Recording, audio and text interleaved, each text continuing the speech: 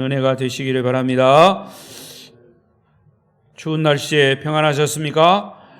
정말 유례없는 그런 추위가 뉴스에 날 정도로 강진이 유례없는 추위가 왔다고 보도되더라고요. 그럼에도 이 추운 날씨 예배 자리에 나오신 여러분을 축복합니다. 옆 사람과 인사하십시다. 오늘도 만나서 반갑습니다. 잘 오셨습니다. 은혜 많이 받으세요. 감고사축 감사합니다. 고맙습니다. 사랑합니다. 축복합니다. 오늘도 비대면 영상으로 예배하시는 분들 가운데도 크신 은혜가 임하시기를 바랍니다. 수요 예배는 고린도전서를 계속 설교하고 있습니다. 오늘 말씀의 주제는 성령의 은사들입니다. 성령의 은사들. 성령의 은사. 하나님이 주시는 거룩한 은혜의 선물, 그런 의미죠. 성령의 은사. 이 사도 바울은 고린도전서 12장부터 14장까지 이 고린도 교회가 부딪히고 있는 여러 가지 문제와 함께 주님이 원하시는 답을 제시하고 있는데, 오늘 12장부터 14장까지는 성령이 주시는 은사에 대한 그런 문제입니다. 여러 가지 은사가 있는데 그 은사에 대한 문제점, 그리고 그 문제에 대한 답, 이것을 바울은 제시하고 있습니다. 여러분, 우리 한국 교회가요, 역사적으로 보면 참 부흥도 가장 빠른 시일 내에 세계 정말 또 유례없는 그런 부흥을 했지만, 그 120여 년 개신교 기독교 역사 속에서 그 부흥과 함께 가장 큰 문제로 대두된 것이 뭐냐? 이 영적인 은사의 문제입니다. 이 은사 문제 때문에 이단도 많이 나왔고요, 은사 문제 때문에 교회가 굉장히 이 교파도 막 갈라지고요. 그래서 이 은사가 우리 교회에 꼭 필요한 것이기도 하지만 또 문제를 가지고 오는 그런 것이기도 합니다. 그러나 그럼에도 불구하고 우리가 이 은사에 대한 문제를 잘 성경의 근거에서 잘 다루어야 합니다.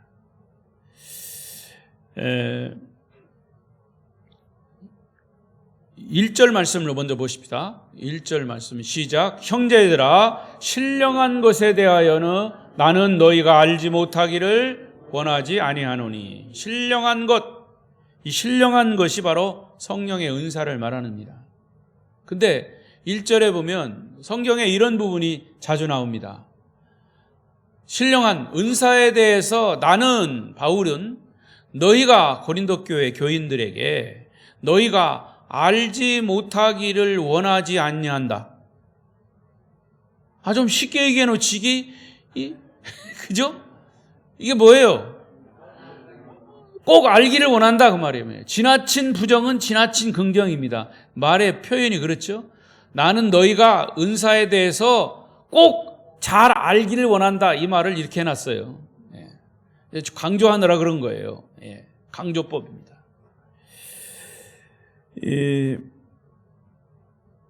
영적인 은사들에 대한 문제를 이 바울이 다루고 있는데, 지금까지 제가 말씀드린 대로 이 교회 역사를 보면 은사 문제에 대해서 항상 두 가지가 극단적으로 대두되고 있습니다. 대립이 되고 있습니다.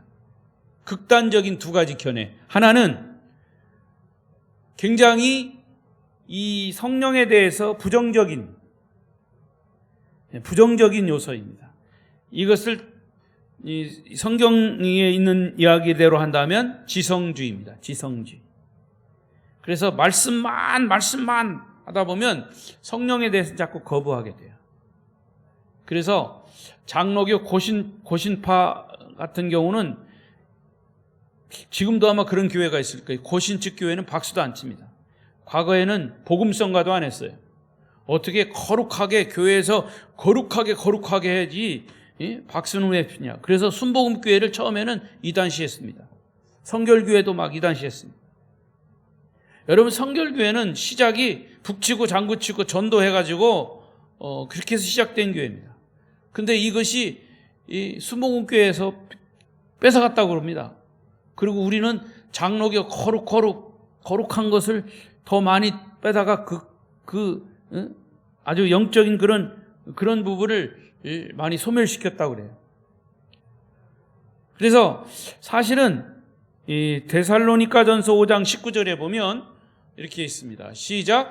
성령을 소멸하지 말라 그랬어요. 성령을 소멸하지 말라 그랬어요. 성령에 대해서 너희들이 자꾸 거부하는데 성령을 소멸하면 안 된다. 성령은요, 하나님의 영입니다. 성부, 성자, 성령, 삼위일체. 성부, 성자만 강조하고 성령을 소멸시키면 하나님 자체를 거부하는 겁니다.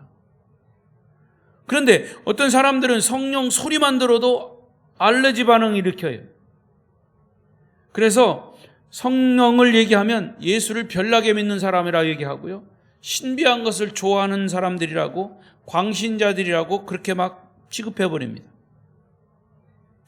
그래서 아예 성령이라고 하는 단어 자체를 거절하든지 성령의 은혜에 대해서 마음을 닫아버리는 사람들이 있어요.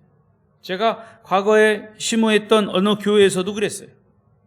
거기는 그 교회 역사가 이런 은사에 대해서 조금 상처가 있는, 신비한 그런 부분에 대해서 상처가 있는 교회이기 때문에 아예 성령에 대해서 당회에서 얘기해, 당회. 목사님, 성령에 대해서 강조하지 마십시오. 성령에 대해서 얘기하지 마십시오. 이렇게 노골적으로 얘기합니다. 그래서 대걸었어요. 아니, 나는 성경에 있는 얘기만 하겠다. 성경에 있는 얘기만 하겠다 그랬어요. 그때 아무 소리 안 하더라고요. 여러분, 성경에 있는 얘기를 우리가 골고루 다 해야지 얻는 거 좋은 것만 하면 되겠습니까? 입맛대로 하면 되겠습니까? 또 반대로 데살로니가 전서 5장 19절 이하에 21절이죠. 시작. 범사에 헤아려 좋은 것을 취하고. 이 범사에 헤아리라는 말은 무분별한 신비주의자들을 경고하는 거예요. 잘 그것을 분별하라는 겁니다. 어떤 사람들은 성령을 막 지나치게 사모한 나머지 성령이라고 하는 글자만 붙어 있으면 그냥 여기저기 막 쫓아다닙니다. 과거에 그랬죠? 이 은사에 대한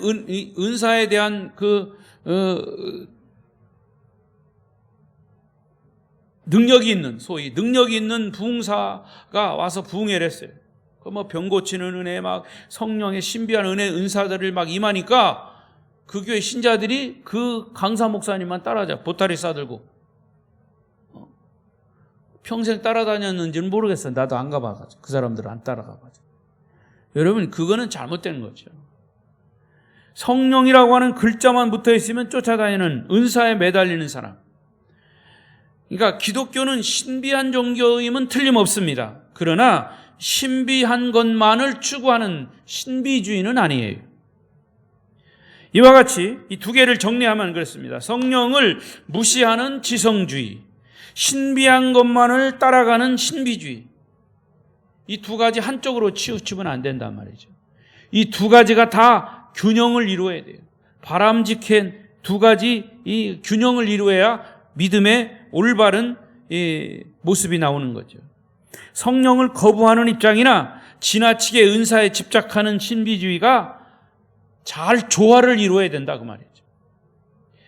따라서 바울은 이 은사 문제에 대해서 적극적인 성경의 견해를 말하면서 이런 경고로 오늘 말씀을 시작합니다. 1절이죠. 본문 1절 2절 다시 보겠습니다. 시작. 형제들아, 신령한 것에 대하여 나는 너희가 알지 못하기를 원하지 아니하노니 너희도 알거니와 너희가 이방인으로 있을 때에 말 못하는 우상에게로 끄는 그대로 끌려갔느니라.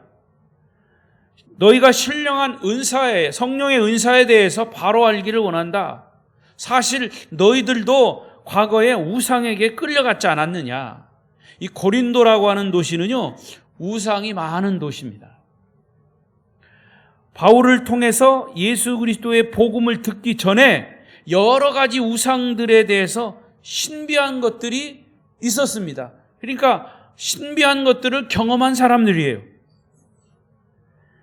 그런데 그 신비한 우상들에게 끌려다녔다고 말해요. 그런데 그런 경향이 그들이 복음이 들어와서 예수를 믿고 난 이후에도 계속되고 있습니다. 이것이 정확한 진단인지는 몰라도 거의 한 8, 90%는 맞아요. 여러분, 복음이 우리나라에 들어와서 120년 전에 개신교를 얘기하는 겁니다. 복음이 들어와서 우리 한국 사람들이 복음을 접하는 이후 우리가 기존에 가지고 있던 미신적인 요소가 복음이 짬뽕이 돼가지고 그런 미신적인 요소가 없잖아 있어요. 동의하십니까? 안 해도 괜찮아요. 그래서 이 예수를 미신적으로 자꾸 믿어요. 그래서 예수 잘 믿으면 복 받는다. 이런 어떤 기복신앙으로도 가고요. 또 교회 안 나오면 교인이 예배 참석하지 않으면 벌 받는다. 이런 식으로. 근데 사실은 복음은요, 그게 아니에요. 복음은 예수 그리스도예요. 신앙생활은 예수님의 뜻에 따라서 살아가는 것이 신앙생활이에요. 예수님의 뜻에 따라서 살다 보면 고난도 있고 역경도 있고 축복도 받고 그런 거죠. 그러니까 우리의 감정이나 내가 가지고 있는 믿음에 따라서 이게 흔들리는 게 아니라 하나님의 말씀에 근거해서 우리가 거기에 따라가는 거예요. 이게 신앙생활인 거죠. 자, 고린도 교회가 그래서 일반적으로 이런 은사를 경험한 사람들이 많은 것은 사실이지만 은사 때문에 문제도 크게 발생이 됐어요. 성령의 은사는 우리가 신앙생활하는데 유익을 주고 하나님의 영광을 나타내기 위해 주신 것. 그런데 그 은사 때문에 성도 간에 갈등이 생겨요. 서로가 멸시천대, 또 서로가 비교하고 무시하고 이런 문제가 고린도 교회 안에 생겼다는 겁니다. 바울은 본문에서 하나님이 고린도 교회 성도들에게 주신 이 성령의 은사들을 잘 정리해가지고 문제에 대한 해답을 제시하고 있는 겁니다. 자, 우리도 이 성령의 은사에 대해서 이 정리된 이 말씀을 우리의 신앙생활에 잘 적용해야 됩니다. 자, 첫 번째는 은사는 철저하게 하나님 주시는 거예요. 하나님의 주관이에요. 은사의 주관성 혹은 주권성. 따라하십시오. 은사의 주관성. 은사의 주권성. 성령의 은사는 하나님의 주권에 따라 주시는 하나님의 선물이에요. 여러분, 선물은 주는 사람 마음입니까? 받는 사람 마음입니까? 주는 사람 마음이죠. 주는 대로 받는 거에 선물이죠. 11절을 보십시다. 11절. 시작. 이 모든 일은 같은 한 성령이 행하사 그의 뜻대로 각 사람에게 나누어 주시는 것이니라. 같은 성령이 그의 뜻대로, 하나님의 성령의 뜻대로, 하나님의 뜻대로는 하나님의 주권대로 각 사람에게 나눠주는 거예요. 여러분, 나를 나보다 더 잘 아시는 분은 하나님이시에요. 나를 창조하셨기 때문에. 그래서 내게 필요한 영적인 은사가 뭔가를 하나님이 잘 아셔요. 그래서 하나님이 판단하셔서 하나님이 주권대로 각자에게 은사를 주시는 것이다. 그렇다고 우리가 성령의 은사를 구하는 것은 잘못된 것이다. 그런 얘기는 아닙니다. 은사를 얼마든지 구할 수 있어요. 고린도전서 14장 1절을 보십시다. 시작. 모든 일은 같은 사랑을 추구하며 신령한 것들을 사모하되 특별히 예언을 하려고 하라. 여기 뭐예요? 추구하고 신령한 것들을 어떻게 하라고 그랬어요? 사모하라고 그랬어요. 사모하라. 여러분, 선물을 이런 명절이나 크리스마스 때나 이런 때 우리 자녀들이 선물을 받고 싶어요. 이번 설날에도 할아버지한테 할머니한테 세배한다고 화면 세배를 하더라고. 애들이 영상 세배. 그 영상 세배를 받았어. 받고 났는데 물론 지 아빠 엄마가 다 시켰겠지. 받고 나서 무릎 꿇고 세뱃돈 달라는 거예요. 그래서 뭐 갖고 싶냐? 그랬더니 뭐 얘기를 하더라고요. 이렇게 선물은 받고 싶은 대로 사모할 수 있어요. 근데 내가 자녀들이 원하는 그 선물 이제 주는 할아버지 할머니가 판단해가지고 이거는 저 손자들에게 꼭 필요한 거구나 판단이 서면 주는 거예요. 그러면 아니다. 지금은 때가 아니다. 아니면 그거는 안 돼. 다른 거 더 좋은 거 줄게. 이렇게 되는 거죠. 여러분, 은사라는 게 그런 겁니다. 오늘 성경은 그걸 얘기하고 있어요. 하나님, 예언의 은사를 주십시오. 치유의 은사를 주십시오. 방언의 은사를 주십시오. 라고 구하는 것은 잘못된 것은 아니다. 그러나 지나치게 내 욕심을 따라 내 은사에 어떤 매달리는 것은 이건 잘못된 것이다. 또 하나님의 주권을 침해해서는 안 된다는 거예요. 여러분도 일단 은사를 구하십시오. 그렇지만 내가 구한 은사가 그대로 임하지 않아도 하나님의 주권에 따른 것이라 그걸 인정해야 된다는 거죠. 성령의 은사는 하나님의 주권에 따라 주장에 따라 여러분 각자에게 주신다는 사실을 기억하시고 은사를 열심히 구하시기를 바랍니다. 두 번째, 은사의 주권성과 주관성이 있으면 그 다음에는 은사의 통일성이 있습니다. 자, 우리가 은사 문제를 이해할 때 반드시 인지해야 할 중요한 특징 중에 하나가 바로 이런 통일성입니다. 무슨 얘기냐? 성령 하나님께서 우리에게 은사를 주실 때는 은사를 받는 모든 사람들에게 조그마한 차이도 두지 않고 똑같이 주십니다. 똑같이. 3절을 보십시다. 3절 시작. 그러므로 내가 너희에게 알리노니 누구든지 예수를 저주할 자라 하지 아니하고 또 성령으로 아니하고는 누구든지 예수를 주시라 할 수 없느니라. 우리가 예수님을 나의 구주로 고백할 때는 내가 내 의지적으로도 하는 것 같지만 사실은 성령께서 그렇게 역사하시는 겁니다. 성령이 아니고서는 아무도 예수를 구주로 고백할 수 없다고 그랬어요.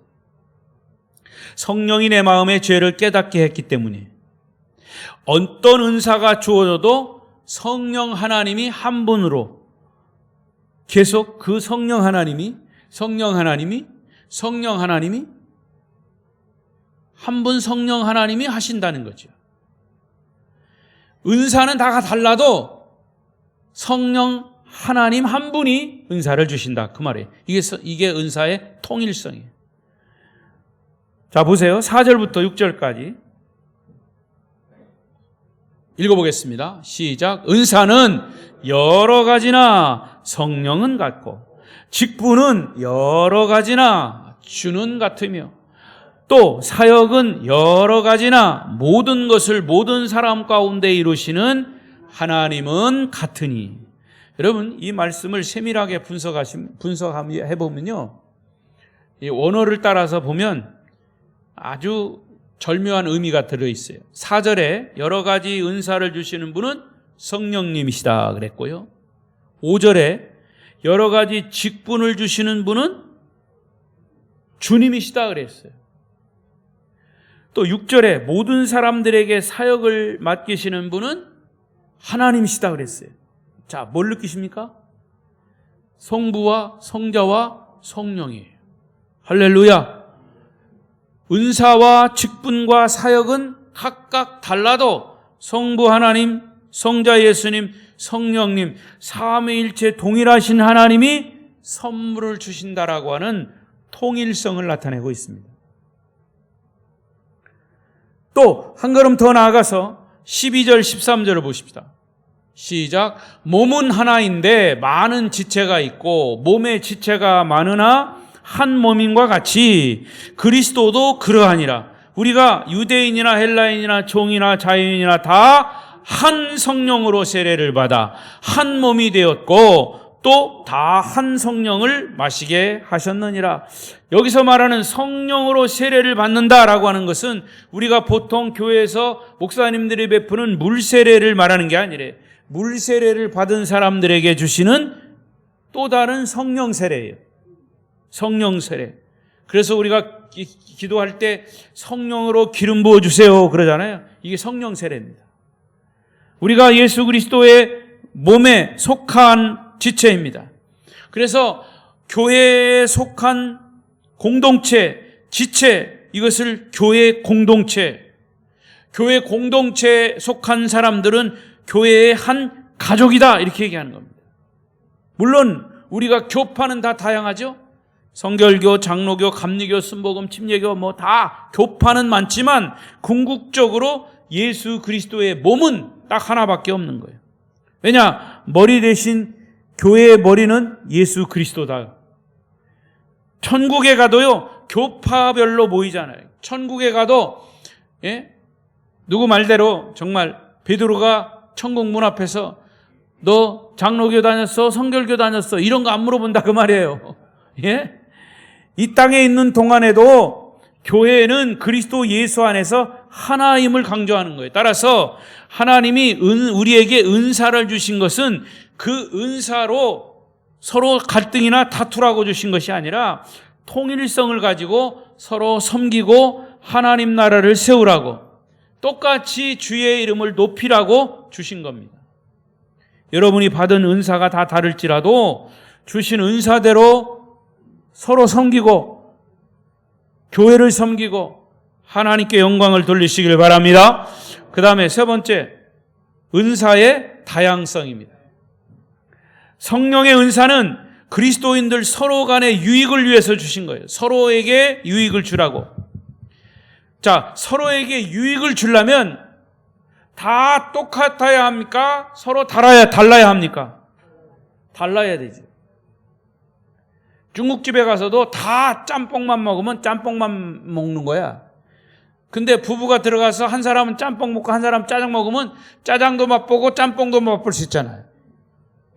그와 같이 하나님이 우리에게 은사를 다 다르게 주셨어요. 그래서 나에게 없는 것을 가지고 있으면 있는 사람이 나에게 도움을 주고, 내가 있는 은사면 없는 사람에게 내가 그 사람의 필요를 제공하는 거죠. 그러므로 하나님이 각기 다른 은사를 주신 것은 서로에게 유익을 주기 위함이다. 우리가 똑같은 은사를 가졌으면 그것은 정말 유니폼을 다 똑같이 입고 있는 거나 똑같은 거예요.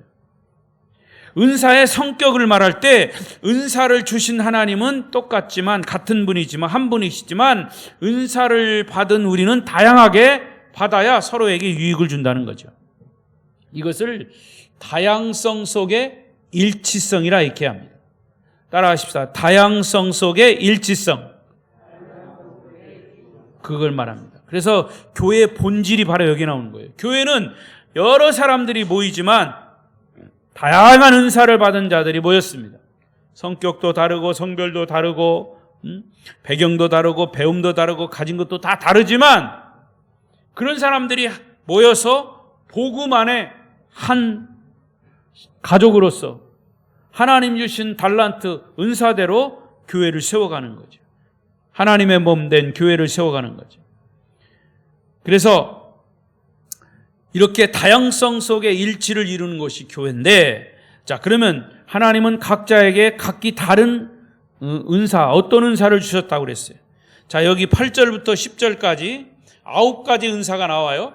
시작. 어떤 사람에게는 성령으로 말미암아 지혜의 말씀을, 어떤 사람에게는 같은 성령을 따라 지식의 말씀을, 다른 사람에게는 같은 성령으로 믿음을, 어떤 사람에게는 한 성령으로 병 고치는 은사를, 어떤 사람에게는 능력 행함을, 어떤 사람에게는 예언함을, 어떤 사람에게는 영들 분별함을, 다른 사람에게는 각종 방언 말함을, 어떤 사람에게는 방언들 통역함을 주시나니. 여기 세어보니까 이게 9가지 은사입니다. 자, 9가지 은사, 첫 번째 지혜의 말씀이에요. 우리가 살아가는데 어떤 일이든지 잘 판단할 수 있는 하나님이 주신 지혜. 이런 은사를 가진 사람은 다른 사람에게 상담, 격려를 함으로 도움을 줍니다. 특히 교회 리더들, 장로님들이나 권사님들이 이런 은사를 받으면, 지혜의 말씀의 은사를 받으면 직분에 따라 사역할 수 있습니다. 또 지식의 말씀, 하나님 주신 특별한 은사죠.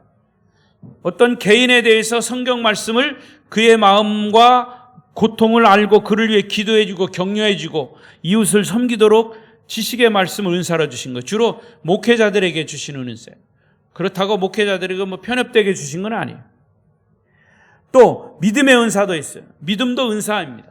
특히 이 믿음의 은사를 가진 분들은요, 믿지 않는 사람을 만나면 끈질기게 설득해가지고 믿게 만드는 은사, 믿음의 은사예요. 잘 될 겁니다. 하나님이 반드시 도와주십니다. 염려하지 마세요. 믿음을 갖게 하는 믿음의 은사.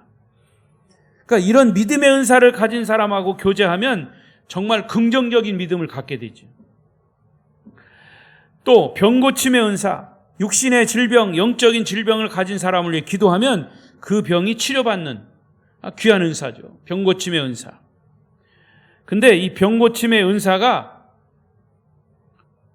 자, 예를 들어서 박재기 목사에게 병 고치는 은사가 있어요. 그러면 무조건 기도하면 병을 걸린 사람에게 기도하면 무조건 낫느냐? 그거 아니에요, 여러분. 그거 오해하지 마세요.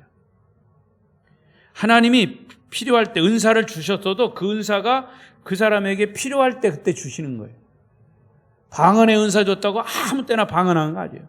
내가 하나님 앞에 기도에 집중해가지고 할 때 방언이 나오는 거죠. 뭐 방언으로 노래하는 사람도 있고 방언에 한 사람도 있어요. 그건 특별하게 주신 방언의 은사 받았다고 막 이것도 사용하지 않으면 다 소멸됩니다. 은사라고 하는 것은 하나님이 특별하게 주신 선물이기 때문에 그때그때 특별한 때에 사용하시는 거예요. 내가 은사 받았다고 무조건 막 활용되는 게 아니다는 거죠. 또 능력 행함의 은사, 고난과 역경의 상황을 돌파할 수 있는 힘을 가지고 나약한 자들을 강하게 하는 그런 힘을 주신 그런 은사. 예언의 은사. 이 예언의 은사도 여러분 잘 알아야 돼요. 그 사람을 위해서 기도하면 막 그 사람의 앞날이 보이고. 여러분 이게 오해입니다. 무슨 점쟁이 점치듯이 하는 게 예언의 은사가 아니에요. 그것도 하나님이 그에게 특별한 은사를 주신 경우가 있어요. 그러니까 그것도 말씀에 따라 주시는 거예요.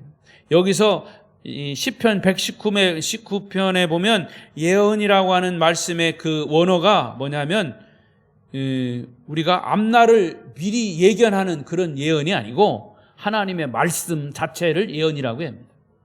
그 여기 지식, 지혜 이런 것들이 다 성경 말씀에 근거한 것들이에요. 그러니까 과거에 예언의 은사 한다고 국회의원들이 교인들 찾아갑니다. 기도 막 가서 받고, 물론 점쟁이도 많이 찾아가지만, 그래서 찾아가가지고 이번에 국회의원 내가 입후보 할 텐데 당선될 겁니까? 안 될 겁니까? 기도해달라고. 여러분, 근데 이상하게요, 제가 알고 있는 한 점쟁이들이 점쳐가지고 맞추면 용하다 그러고 틀리면 아니면 말고식이요. 점쟁이니까 그렇지. 틀리면 그렇게 얘기해요. 돈 잔뜩 갖다 주고서도 틀리면. 근데 이 예언기도 한다는 사람한테 가가지고 예언기도 했는데 틀렸어. 그러면 이제 막 그게 돼서 특별되는 거예요. 이 기도하는 사람이 말이야, 저 손사기라고. 이 사람들의 심리가 이상합니다. 그러니까 그런 걸 함부로 사용해서도 안 된다는 거예요. 그리고 영분별의 은사, 이 영적인 것을 잘 분별하는 은사도 있어요. 사탄의 유혹을 받지 않고 진정한 그리스도를 만나도록, 그리스도를 바라보도록 그렇게 주시는 은사예요. 방언의 은사, 우리 소위 흔히 말하는 방언의 은사. 방언의 은사는 하나님이 특별하게 하늘의 어떤 그런 하나님과의 교제할 수 있는 은사예요. 이 방언의 은사가 특히 많은 사람들에게 공통적으로 주어지는 은사인데 이거는 자랑할 게 아니에요. 하나님이 그 사람에게 방언의 은사를 주신 거는 성령의 나타남이에요. 그래서 방언의 은사 받고 정말 거듭난 사람들 많죠. 근데 그거를 다른 사람에게 자랑하라는 게 아니에요. 방언의 은사는 하나님과 나와의 영적인 교제 안에서 기도할 때 사용하라는 거죠. 방언의 은사 받았다고 특별한 건 아닙니다. 그러나 그것도 하나의 선물임, 하나님의 은사임을 틀림없어요. 하나님과 기도하면서 더 깊은 기도의 경험을 할 수 있는 게 방언의 은사. 더 나아가서 방언의 은사를 받았으면 방언 통역의 은사를 가진 사람을 통해서 나는 하나님의 음성을 바로 듣게 되는 거죠. 그래서 방언의 은사 받은 사람은 방언 통역의 은사까지도 달라고 그렇게 기도하라고 바울이 얘기하고 있어요. 저에게도 방언의 은사를 주셨지만 방언 통역의 은사는 없어요. 근데 이런 것은 있습니다. 제 경험이에요. 방언 기도를 하다 보면 그게 정확하게 무언가 어떤 뜻인가 이거는 정확하게 통역은 안 되지만 방언을 하다 보면 그것이 어떤 내용인가는 대체적으로 느껴져요. 기도를 하다 보면. 그래서 오늘 본문 14절부터 27절까지는 이 은사들을 몸의 기능에, 지체의 기능에 비유하고 있어요. 몸의 모든 지체들이 각각 다른 기능을 가지고 있지만 하나도 필요 없는 기능이 없어. 다 필요한 기능이에요. 그래서 21절에 이런 얘기를 했죠. 시작. 눈이 손더러 내가 너를 쓸데없다 하거나 또한 머리가 발더러 내가 너를 쓸데가 없다 하지 못하리라.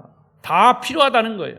우리 몸에 이 지체가 다 필요하듯이 은사도 받은 사람 그 은사가 각각 다 필요하다. 중요한 것은 나는 하나님이 내게 주신 은사 그걸로 교회를 세워가며 서로를 섬겨가는데 하나님이 주신 그 은사를 잘 활용하겠습니다 라고 하는 겸손한 자세가 필요하다는 겁니다. 은사를 받았다고 교만한 마음으로 자기가 받은 은사만 중요하다고 생각하고 다른 사람의 은사는 필요 없다고 생각하면 성령 은사를 받은 사람의 태도가 아닙니다. 하나님이 저희 목회자로서 저에게 주신 은사를 저는 이 은사 문제를 다룰 때마다 감사한 것은 뭐냐면 목사라고 해서 이 9가지 은사 또 이 로마서에 보면 또 다른 은사들이 많이 나와요. 그런 은사를 다 주신 건 아니에요. 저에게 맞는 것만 주셔서 제가 보니까 그래요. 하나님 저에게 주신 은사가 뭘까 목회하면서 깨달았습니다. 지식과 지혜의 은사예요. 하나님의 말씀을 분별하는 영적 분별의 은사, 믿음의 은사, 그리고 아까 말씀드린 방언의 은사, 그리고 또 하나 은사 종류로는 나와 있지 않지만 하나님이 가르치는 은사를 주셨어요. 기독교 교육을 제가 신학 전공하고 기독교 교육을 또 따로 전공하면서 하나님이 제게 주신 은사로 발견된 거죠. 어쩌면 목회자에게 꼭 필요한 은사를 주시지 않았나 그렇게 생각하고 저는 감사하고 있습니다. 이 고린도전서 12장에 나오는 은사가 9가지인데 이 9가지 은사를 제가 다 받았다면 아마도 저는 감당하지 못할 겁니다. 그래서 하나님이 다 주시지 않은 것 오히려 그것도 감사한 거예요. 오늘 이제 말씀을 정리하겠습니다. 정리하면서 은사의 이 성숙성을 제기하겠습니다. 성숙성. 이 성령의 은사를 활용할 때는 결국 뭐가 도구가 되어야 되냐면 사랑이 도구가 되어야 돼요. 이 부분을 본문 27절 30절까지 다루다가 이제 마지막 13장으로 넘어갑니다. 근데 13장으로 넘어가서 사랑에 대한 본질을 다루고 있는데, 거기 하나님이 교회 중에 몇을 세우셨으니, 첫째는 27절입니다. 27절 읽어보세요. 시작. 너희는 그리스도의 몸이요 지체의 각 부분이라. 하나님이 교회 중에 몇을 세우셨으니, 첫째는 사도요, 둘째는 선지자요, 셋째는 교사요, 그 다음은 능력 행하는 자요, 그 다음은 병 고치는 은사와 서로 돕는 것과 다스리는 것과 각종 방언을 말하는 것이라. 다 사도겠느냐? 다 선지자이겠느냐? 다 교사이겠느냐? 다 능력을 행하는 자이겠느냐? 다 병 고치는 은사를 가진 자이겠느냐? 다 방언을 말하는 자이겠느냐? 다 통역하는 자이겠느냐? 그 다음에 성경은 다 교사, 다 선지자가 될 수 없고 각각의 은사를 주셨다. 그런데 중요한 것은 이렇게 다 다른 은사에 따른 직업을 가지고 우리가 서로 유익이 되기 위해서는 성숙한 자가 되어야 한다. 금년에 우리 교회가 뭐라고요? 표가 복음으로 성숙한 성도예요. 이 성숙이라고 하는 말이 굉장히 중요합니다. 인격도 성숙한 인격, 예? 성숙하지 못한 사람, 은사를 받고도 돌아다니면서 상처만 주는 사람, 성숙하지 못해서 그래요. 자기가 받은 은사에 대해서 자랑하고 교만해가지고 모든 사람들에게 불쾌감을 주고 피해를 주는 사람, 성숙하지 못해서 그래요. 그러면 성숙하기 위해서는 무엇을 도구로 삼아야 되느냐? 성경은 아주 짧게 답을 주고요. 사랑하면 된다는 거죠. 사랑하는 자가 성숙한 자다. 그래서 13장에 가면 본격적으로 사랑을 다루지만, 이 13장에 딱 넘어가면 사랑은 1절, 2절, 3절에 가서는 사랑에 대해서 설명하면서 4절에 넘어가서는 사랑은 하면서 오래 참고 이렇게 시작이 됩니다. 그래서 이 성숙함은 뭐냐? 오래 참는 거예요. 근데 그 사랑의 첫 번째 시도는 오래 참는 것으로 시작하라. 어린아이는요, 오래 참지 못해요. 왜 그럴까요? 미성숙해서 그래요. 아직 성숙하지 못했어요. 성숙한 사람은 자기의 은사를 올바로 사용함으로 남에게 유익을 줍니다. 그래서 31절에 뭐라고 얘기합니까? 시작. 너희는 큰 은사를 사모하라. 내가 또한 가장 좋은 길을 너희에게. 여기 이제 은사에 대해서 쭉 12장에 쭉 설명하고 마지막 딱 결론은 뭐예요? 큰 은사를 사모하라. 가장 좋은 길을 보이리라 하면서 13장으로 딱 넘어가는 거예요. 사랑에 대한 얘기죠. 여러분, 우리가 무슨 은사를 받았든지 무슨 은사를 사모하든지 그것을 사랑으로 행하시면 모든 문제가 해결된다고 말이에요. 우리는 은사 받은 것 중요합니다. 선물 받은 것 좋아요. 그걸 잘 활용하기 위해서는, 성숙하게 활용하기 위해서는 그것을 사랑이라고 하는 도구로 사용하면 됩니다. 사랑의 도구로 여러분 주신 은사를 잘 활용함으로 하나님이 기뻐하시는 우리 아름다운 교회 공동체가 될 수 있기를 축복합니다. 기도하겠습니다.